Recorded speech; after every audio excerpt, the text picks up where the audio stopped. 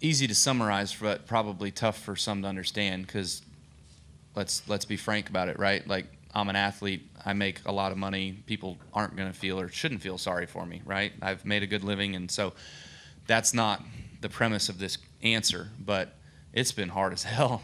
It's been a lot of sleepless nights figuring out what your future is and all that sort of stuff. And, everybody's like, oh, well, you've made plenty of money. You're fine. You don't have anything to worry about. And I'm like, yeah, that's true. But you still want to do what you love to do, right? Like, it's no different than, Jeff, you went through it, right?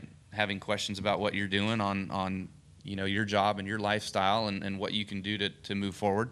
So I'm in the same boat. I'm a racer. Only ever known how to race, nothing else. Trying to do other business projects and things like that, but none of them have really blown up and taken off. So it has been hard, and figuring out all of that is certainly tough. And the last time I went through this was 15 years ago, and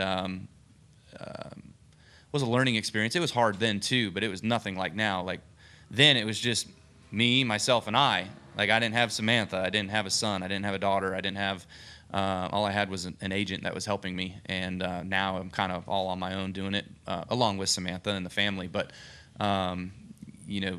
going through many of the same things, but it's way, way harder, because now you have Kyle Busch Motorsports that you've got to think about. You've got a building that you've got to pay on, you've got a building note and all that sort of stuff. So there's a lot of pieces, and that's why it's not so simple. If you look at each aspect of everything of my life, which some of you may not know or may not fully know, is there's just a lot. So trying to take care of all those pieces and make sure everything goes as it was or as it has been the last few years would certainly be nice.